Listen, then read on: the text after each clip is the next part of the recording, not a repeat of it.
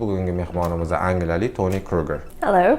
All right, and today I will be asking you a few questions about yourself and about teaching English. Every job I've been into, I've worked as a personal trainer in fitness industry, I've worked in sales, I've worked in hospitality. Pumpkin salsa, Yeah. okay. And of course, osh is the best. Pilaf, right? Pilaf. Okay, is can my you cook favorite. pilaf? And another challenge was also the language barrier in terms Uzbek, of right? before Yandex Taxi arrived here. And I have a TESOL certification from University of Toronto. As long as I have IELTS. No. Am I a good teacher? No. Okay. Because you can get a certificate for $40 online. Really? Yeah, they ask me that a lot. I'm like, I'm a native speaker. I don't need to do IELTS. Yeah, that's what they think. I mean, this is not their fault. Yeah. But you know, education It's been centers ingrained. have been like advertising and making it like It's a big business here as IELTS. So there needs to be a partnership and an equality in the home and within the work sphere, which is the problem, which is grammar translation just teaches you, here's the rules. I'm going to be starting a center for women here in Uzbekistan. Oh, wow, we're gonna talk about, all right, let's talk about your future. That sounds okay. I like it. Yes. And when are you planning to open that education center?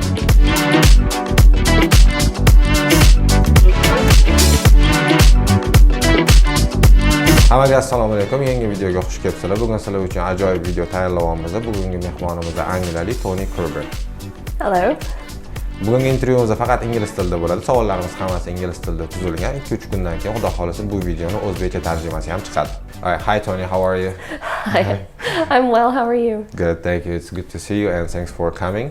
Thanks for having me. All right, and today I will be asking you a few questions about yourself and about teaching English, and we're going to be sharing all this information with the people who love learning English language. Well, I'm happy to share. The first question is a basic one, so can you tell us a little bit about yourself? Oh, that's not so basic. Well, I am from England. Okay. I have been living in Uzbekistan now for 3 years. Wow, that's a long time. A long time, Yeah. and I'm working as an English teacher, training journalists, local journalists. I've done business English with OLX and Ipak Bank. Yeah. I've taught a lot of their staff from beginners all the way up until advanced. And where are you teaching English nowadays? Now I'm teaching at Webster University, Webster. And also at some other smaller language Education centers. centers. Okay. All right, the next question is, like, you have chosen to be a teacher, right? What was your inspiration? Why did you choose to be a teacher? That's my parents. Ah, okay, your parents decided for you. No. I hated it. I didn't want to be a teacher okay. at all, but both my parents are teachers. My father teaches science and my mother is a kindergarten teacher. Ah, okay. And every job I've been into, I've worked as a personal trainer in fitness industry, I've worked in sales, I've worked in hospitality. Okay. But in each of these spheres, I've always ended up as an educator. Okay. I've always been teaching someone, either it's how to be healthy, how to do a certain type of exercise, or how to be better at sales, or how to adhere to the corporate standards. Okay. So then I was like, okay, I think this is what I'm supposed to do. All right. I'm supposed to be a teacher. So you have worked in many places, and how long have you been teaching English? I've been teaching English for about 8 years now. Wow, that's a long time. A long time. Yeah. You said you've been working in Uzbekistan for 3 years, and at the beginning I'm sure you had your kind of first impression. And what was your first impression on Uzbekistan and on Uzbek people? I think it's the same answer as everyone, is the food is amazing. You like the food, Uzbek food? I love Uzbek food. Okay, what is your favorite Uzbek food? I love pumpkin samsa. Pumpkin salsa, Yeah. okay. And of course, osh is the best. Pilaf, right? Pilaf. Okay, is can my you cook favorite. pilaf? I can. Okay, you learn. I learned the first one was not successful. It was both undercooked and burnt at the same time. All right, but did you eat it? Yes. Oh, but can you cook it well now? Now I can cook it well. All right, and what about the people? What was your first impression on people? People here are very hospitable, very welcoming, and if you need help, everybody's willing to help you. Even if you don't speak the same language, they'll find someone who can. So you find Uzbek people very friendly? Very friendly, very welcoming. Everybody wants to bring you to their house so they can cook some pilaf for you. Yeah, that's true.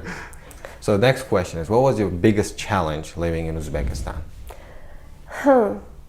Oh, my biggest challenge was getting onto public transportation. And why was that? Because I'm used to standing in a line patiently and everybody takes their turn. But here, everybody just crowds to the front, and if you don't push, you don't get on. Yeah, that's true. So I've had to learn to become more assertive, which has been good for me. Yeah. And another challenge was also the language barrier in terms Uzbek, of right? before Yandex Taxi arrived here, was to get around without using a bus. Because you couldn't explain the destination, Exactly. right? And also how to get the money in the right the right amount that I wanted. As long as they know you're from different countries, they try to charge you more. Yes. But I've learned now how much a certain distance costs, and I know the numbers in Uzbek, which has been very helppful. Okay, now, and do you speak Uzbek? I think a little. A very little bit. I can say ishini yaxshimi, chai chasimi. Okay, the basic Uzbek, right? Basics, yeah. Okay, that's good. Okay, the next question is, what are the differences that you have noticed between Uzbek people compared to the people of your country? For me, the biggest difference is just how welcoming Uzbek people are generally of foreigners, and how proud you are as a nation, and you want to show everything to everybody. Like, you're so happy to bring your culture to other people. Okay. Whereas I've noticed, not only in England, but in a lot of parts of the world, people have become more xenophobic and not as welcoming to other nations, and they've become very, I'd say, isolationist. And want to cling on to their culture. So you think we are very welcoming, right? Very welcoming and warm people. Okay, that's really kind of you. Just a little bit impatient sometimes. Yes, that's actually the truth. Nowadays, a lot of people spend a lot of time watching YouTube videos. It's actually a fact that a lot of people prefer watching YouTube videos to watching TV. Yeah. What do you think about people spending too much time on YouTube these days? Yeah, that's a very important question. Yeah, it is. Because there is so much available that can be beneficial for you on YouTube, on other social media platforms. There's also various applications you can use on your phone for educational purposes and to better yourself. But when you spend too much time on these platforms, you can kind of fall down the rabbit hole, and you get into the parts where you're wasting time watching maybe a cooking show that is just someone cooking and they don't explain to you the process of the cooking. Yeah, that's true. Or you end up watching random videos of teenagers blowing stuff up for fun. So I think everything in moderation is the right way to do it. Like, especially if you're a parent and you have children and you're using YouTube to educate them, there are features that you can put into place to make sure that those are the only videos they see. Like, there's safety options. Can you do that on YouTube? Yeah, there's the kids safe version. And there's also I can't remember the name of it, but there's a special YouTube platform just for educators and for education videos. Like TED Talks, something like that, Yeah, similar right? to TED Talks, and also for younger level students as well, to teach them basic vocabulary and phrases. It's very, very good for them. So YouTube can be used for... It can be useful, but it can also be a hindrance. So you need to limit the amount of time. The best method to learn something, I think, is to do it practically. Okay. Now let's talk about teaching. What do you think? What is the best way of teaching English? That's a difficult question. Well, like, I would say there's no specific method that is the best method. What you need to do is see the situation in your classroom, the type of students you have, their background, and essentially what you're trying to teach. I'd say there are about 8 to 9 different types of intelligences that we all have. And we have them in various forms. And everybody learns in a different way. Yeah, so as a teacher, you need to facilitate that. So you need to give various different types of activities to reach everybody so that they can all learn on the same level. Okay. So I'd say the best way of teaching is to be flexible, to be versatile. That's the only advice I can give in terms of that. To be flexible. Yeah, you need to be flexible and adaptable. Don't just stick to one method, right? Don't just stick to one method. If you're just going to do grammar translation, it's guaranteed only going to be maybe 2 students that benefit from that class. But you need to combine it with other different methodologies. Like within the TESOL and TEFL program, the way we do it is called ESA. And you engage, you study, and then you activate. And these phases. Yeah, I learned that as well. But that's actually very beneficial. I love that. I still use it in my classrooms. And yeah, once you've learned it and you understand the structure and how it works, it's easy to adapt your classes for it. Exactly. Because you don't have to do it exactly in that form. You can switch them around, but you need each of those phases. All right, next question is, what is the challenge that you have faced in the classroom? Oh, there's been a few. The one for me that stands out the most is when I first started teaching here in Uzbekistan, I was working at a language center, and they didn't do any prognostic tests to see the levels of the students. Oh, okay. And they just put them in a classroom. They just said, here's your group, teach Okay. them. I'm like, okay, what level? And they said, oh, they're all beginners. Oh, okay. And I said, are you sure? Because they were some of them were elementary, pre-intermediate, but they were in the same group. Yeah, so I had absolute beginners who couldn't even understand me when I spoke. And then I had a pre-intermediate who was bored in the class. And then I had the ones in the middle who were just kind of lost. I see. And so the challenge was to adapt my materials in the class to meet all their needs. But I really pushed hard for the center to start doing tests. Level tests and put them in equal. And to separate them into groups.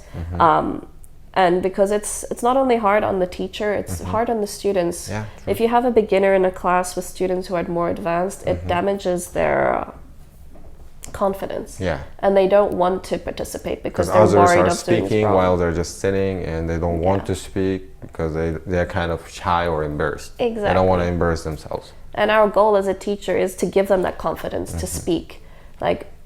In terms of working with TESOL and TEFL, your goal is not to get them to memorize a set number of words or to know all of the grammar by heart. Our goal is to get them confident and comfortable to communicate effectively in English. And use the English And in use real it situations. In a real life situation, exactly. All right, you said you use all kind of methods. What are some successful methods that you use to teach English? Oh, well, my favorite and most successful methods is I do a lot of group and pair works. So I always, I first introduce the topic that we're going to do, but I like the students to be able to create the language themselves. So I give them a lot of opportunities to do role plays or I give them similar readings and then they do discussions together. Okay. And I feel like this is very good at not only getting them to talk to each other and to use the language, but also to learn new vocabulary this way.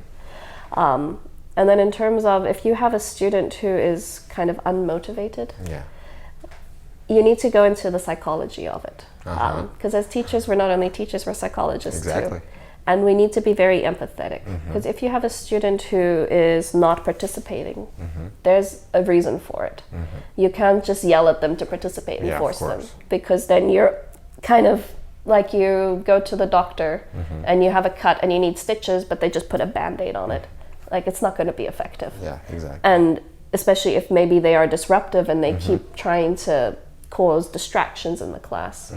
There's probably either they're bored, they're in a level that's not suited to them, or there's maybe something going on at home and this is like a safe space for them to act out because they know they're not going to be abused. Or judged. Or judged. So it's our job to reach out to the students and to build a relationship with them. Yeah, so relationship comes first. Relationship comes first. I had a student who he was not engaging in the classes at all. And he wouldn't do his homework, he wouldn't participate with any of the other students or even build relationships with the other students. And then before class one day, he came early, which was a big surprise. And I just started talking to him, and I outside found of class, outside of the class, and we found that he liked heavy metal music. And I used to be really into heavy metal music when I was a teenager. And so we started talking about our favorite bands and our favorite songs, and we started building a relationship. Because there was something in common between them. Yeah, because we had that common connection, and it's important you find that with your students, each of your students. You need to make them feel included. Even if it's a student you particularly don't like for any reason, you cannot let them know that you don't like them. Yeah, exactly. That's too personal. It gets too personal, and then it just makes a lot of conflict happen. Yeah, exactly. And then we found out that he was having a really hard time at home, and he was being bullied by other kids, and he'd considered suicide. Wow. And then from that day on, after every class, he'd stay behind to talk to me, and we'd just talk about music, but also his personal life. And if he had any issues, we would talk it out and see how to move from there. So you kind of helped him a lot. Not only with his English, with his life as well, right? Exactly, and that's our job as teachers. Is he still your student, or has he graduated? He's graduated. All right. I see you are a good teacher. All right, all right. Since you don't speak Uzbek, and you have to teach Uzbek students, right? And they don't understand you. How do you make sure they understand you in the classroom? So this is something that it comes up a lot. Like I've learned a few phrases in Russian to describe letters like большой буква and маленькая буква. Capital letters. Yeah, and Okay. small letters. But the easiest way to get your idea across is to use mime. Your body language will get the idea across. You can, I use pictures, like flashcards that show what I want them to do. If all else fails, it's very useful if you have a co-teacher with you who is a native speaker but also a certified teacher. But that's very rare. So the big Most of the times they understand from your body language. Yeah. So as a teacher, you shouldn't be afraid to make a fool of yourself. Yeah, that's true. So you need to use your body language to get them to understand what you want them to do. If it's a listening exercise, you say, okay, we're going to listen now. Or if it's writing, you write. Show with your And hands. so you can do mime, or another effective one is to use images and Flashcards. pictures and flashcards and to show them this is what we're doing. Which one do you use the most? Mime. Mine. Okay. So you have a strong body language. Yes. Okay. So you are comfortable in the classroom. It took me a long time to get there, though. How long? Like at the beginning, I'm sure it's kind of it feels kind of weird. You're very awkward. Yeah. Like, oh, you're gonna laugh at me. And But- after some time, like once you see your students kind of accept it, Yeah.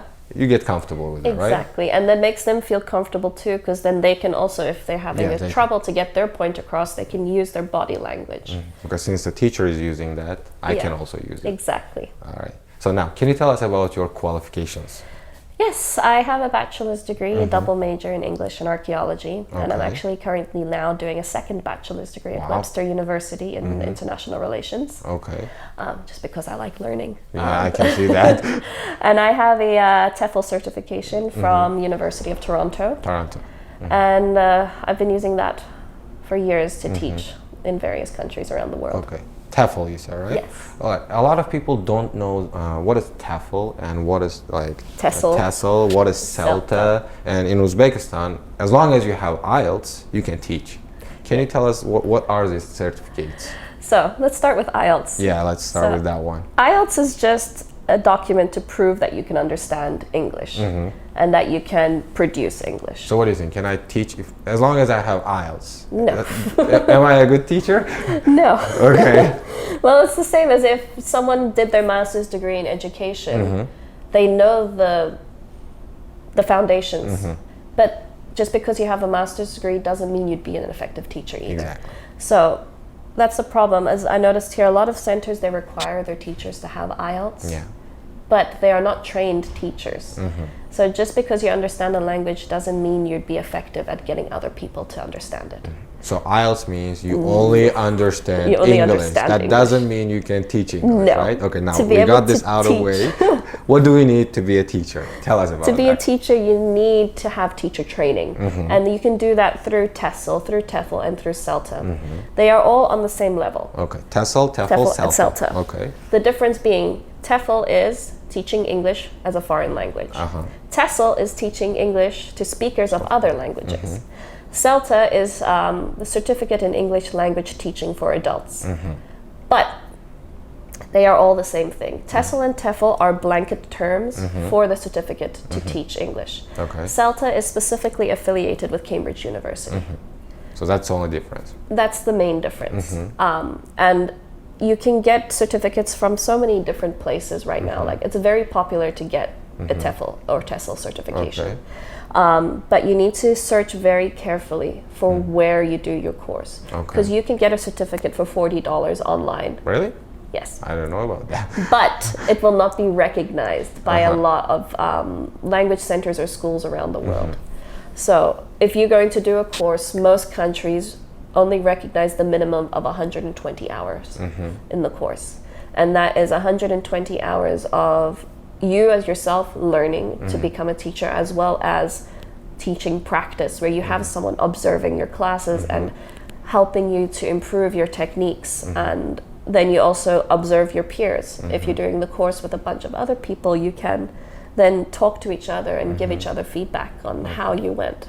Exactly. So yeah. So yeah. And that's good information. How was that? IELTS haqida yaxshi gap ketdi. I'm kind of against for IELTS teachers, you know. Yeah, like I know a lot of people who are working as teachers and only have IELTS. No, to be honest, like in Uzbekistan, the first question students ask is, what is your IELTS score? Yeah, they ask me that a lot. I'm like, I'm a native speaker. I don't need to do IELTS. Yeah, that's what they think. I mean, this is not their fault. Yeah, but you know, education it's been centers ingrained. have been like advertising and making it like It's a big business here as IELTS. Yeah. A very big business.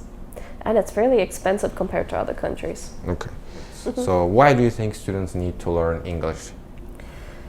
I'd say because it is still the global language. Even though Mandarin has been increasing in the number of speakers, English is still the language for all business that's conducted around the world. The United Nations, you need to learn English to be able to communicate effectively if you're going to work in any corporate businesses. Also because of globalization. Uzbekistan has opened up so much in these last few years. Yeah. And the tourist industry is increasing and more foreigners are coming here, more businesses are investing here. Yeah. So if you want to be successful in your future, English is the way to go. You have to speak You English. need to speak English. Yes. And not only speak, but read and write and be able to understand the subtle nuances of the language is important too. Yeah, exactly. So you said you have traveled a lot, right? Yes. In which countries have you been so far? Can you tell us a little bit about that? I have lived in Namibia, South Africa, Malawi, Qatar, Bahrain, Okay. and Uzbekistan. And I've traveled to about 35 other countries. Wow. Yes. That's a lot of traveling. It's a lot of traveling. And probably you are going to travel more in the future. Yes, that's the goal in the future. And that's why working as a teacher is such a good job, because you get to travel a lot. Yeah. I traveled because of my parents. That's why I got my TESOL certificate as well. I Yeah. want to travel as well. And it opens so many doors and opportunities for you. So I think it's a really great way to, I know a lot of people here say, oh, I want to leave Uzbekistan, I want to travel. This is a great way for them to travel, get certified and get to that point where they be really effective teachers and it'll be easy for them to find jobs abroad. Yeah, but a lot of people, they just want to leave, but they don't have like specific There's no goal. plan. Yeah, there's no plan. But if you kind of It's build like your green career, card lottery. yeah, if you have like your kind of career Yeah. certificates, that would be much easier because you will be respected. You will be working on a job you love, like you are. Yeah, and you, like the thing is with the TESOL certificate, you can't have it alone because a lot of countries, they require you to have a bachelor's degree to be able to issue a visa. Yeah.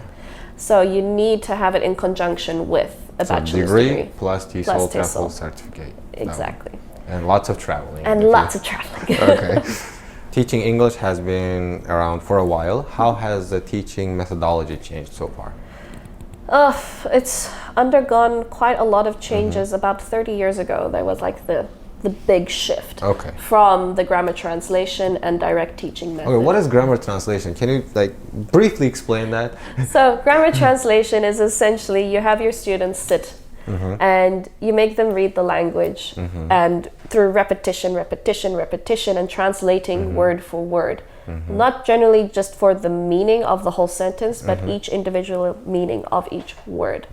And this is like the traditional style of teaching a new language that has been around since the ancient Greeks. Yeah. This is how they were doing it. Long time. Long time. All right. It's a little bit outdated. Outdated. It's outdated. Grammar translation, no good. Okay. Yeah. But in Uzbekistan, a lot of teachers use grammar translation if you're not. I have noticed, because a lot of people think that if you can understand the meanings of each word, then you understand the language. Yeah, true. And if you can conjugate the verb, say, oh, conjugate for me the verb to be. They can tell you, I, was, were, he, is, she, is. But you ask them to make a sentence fully that is a little bit more complex. That's where they kind of pause. And they're like, oh, I don't know. Yeah. They know the rules. Yeah, they know the rules, They're but really they comfortable cannot with the rule. apply the rules. Yes. Which is the problem, which is grammar translation just teaches you, here's the rules. That's it. Actually, it was kind of effective like 10 years ago in Uzbekistan because we used to do tests. Even though you didn't speak English, you could pass the test and become a student at university. Yeah. But nowadays, IELTS has become more popular and we got a lot of international universities. Yes. And where they teach you in English. Yeah, that's So the grammar problem. translation is no good anymore. No, not good. Which is why they've recently made the shift to, like the modern ones, there's a lot of different ones. My favorite, though, is where you create like a really warm, safe environment in the classroom. And you play music in the background to facilitate the learning process. Do you do that? No. No. Would you like to try that? I would like to try it, and this method is very effective for younger children. So if you're going to be teaching young children, you need to make a warm, welcoming environment for Kids, them. right? For kids to feel safe. When you have teenagers, you want it to be a fun environment. And that's another thing I've noticed here is there's nothing on the walls in any of the centers in terms of grammar charts, so that kids can refer to the walls and be like, oh, I mean, you want like kind of shortcuts, right? Where Yeah, if they like- can't remember something, they can just look at it. they can and quickly access it and be like, oh, the verb to be, how do I do that? The past tense, the continuous tense, how do they memorize it? It's impossible. Native speakers even have trouble Yeah, true. forming everything. Of course. So you need to give them a place where they can feel comfortable to communicate, and you facilitate that by having quick reference charts. And that will kind of help them to improve their confidence. Once they Exactly. speak, once they find the right answer, they kind of feel confident. Yeah, so that's the main shift that I've seen is from grammar translation. Now it's in, your focus is on fluency, not accuracy. Yes. You want them to be able to communicate in real life situations. Exactly. Not just to be able to read like Shakespeare and understand Yeah. everything. Okay. Now, I don't know if you had this experience. A lot of Uzbek students come to teachers and they say like, I got only 3 months or 4 months to prepare for IELTS and I have to get 7, but their level is not even elementary. Yes. What do you think about those kind of students? Have you ever faced this kind of situation? I have right. a few times. What was your response? I said no, that's impossible. Okay. I told them like first, like what I do is I give them an IELTS test. I give them the full IELTS Like test. Cambridge, like to check their level, right? Yeah, Okay. I don't use the Cambridge one because it's very easy. Yeah. So I have harder ones that I give okay. them. And I'm like, here, sit down, tell me, do you think you can do it? And after 20 minutes of staring at the page blankly, they're like, I don't understand. And I said, okay. So you kind of show them. You just Yeah. you don't just tell them, right? No. Okay. I show them and I said, if you really want to get a 7, it's going to take at least a year from the level you are at now to improve your vocabulary and your grammar to the extent where you can actually understand the questions in the tests, let alone the reading or the listening. So you need to give them a reality check. Yeah, exactly. You can't kind of promise them something that's impossible. No, you never give false hope or Exactly. promises because it comes back to bite you. Yeah. Here's another question for you. Like, a lot of students ask me, and probably they've asked you, like, how long does it take to learn English? Not the academic one, just Yeah. in general. Like, when can I start speaking English? When can I explain my thoughts? When can I communicate with native speakers? How long would be the, sweet spot?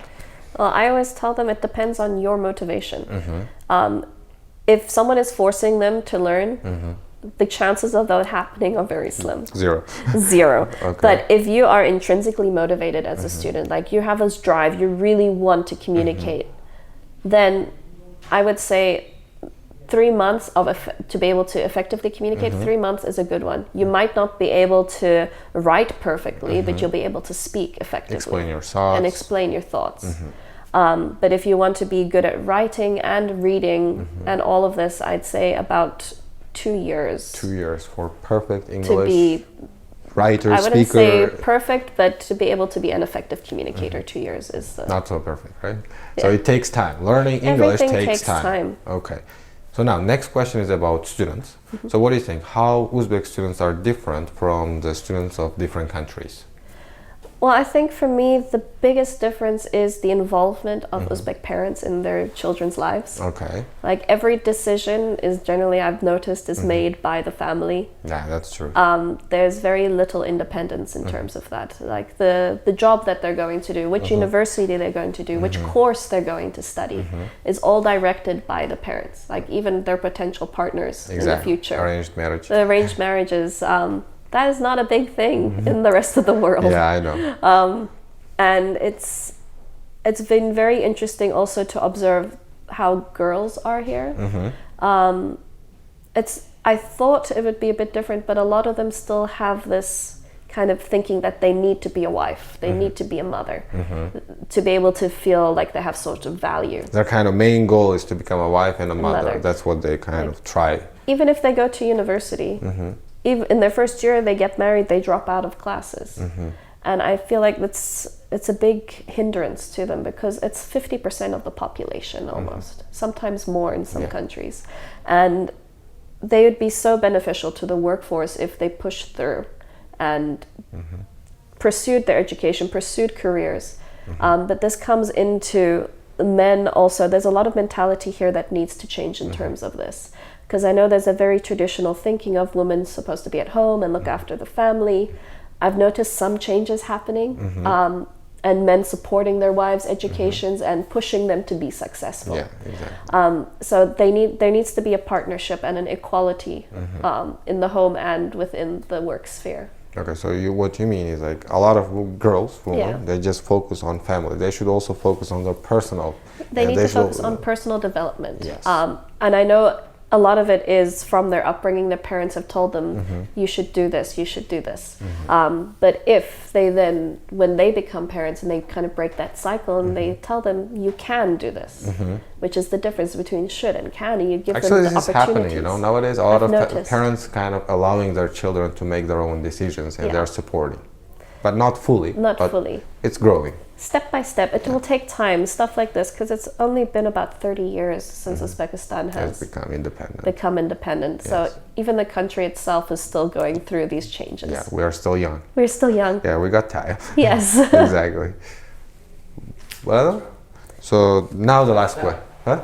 That answer was probably the most satisfying to me, you know. To you? But that I answer... was looking for that answer. No, that answer will be... it will be judged a lot, though.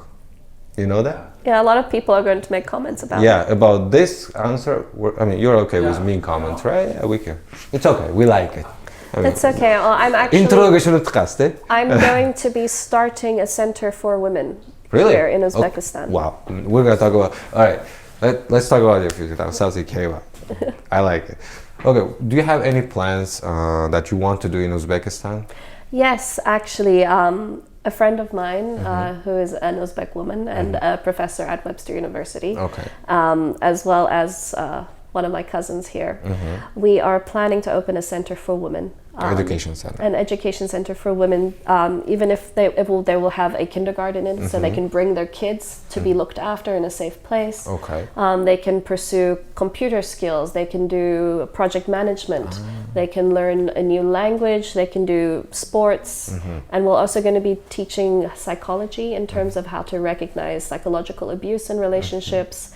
And I'd also really work towards getting men and young boys involved in this program, because gender equality is not about putting women above the men. It's about getting them on the same level and respecting each other. Yes, exactly. And I've been speaking to quite a few number of men and boys, and their thinking has surprised me, because they call themselves feminists, and I think this is amazing to have that support and for them to understand that their wives, their girlfriends, their moms and their sisters, they all are deserving of that respect and support. Exactly. If I have a daughter, I want her to be educated. I want her to have like bright future. I want her to study like in place where she wants. And to be happy. Yeah, exactly. And that's the purpose of this center, is to give them like that opportunity to develop themselves in a safe space. So for example, in this center, in your future center, for example, mother can come and get education while she can also bring her kids. Yes. And there will be a kindergarten for her kids. Exactly, and the kid would also get education at the same time. That's big.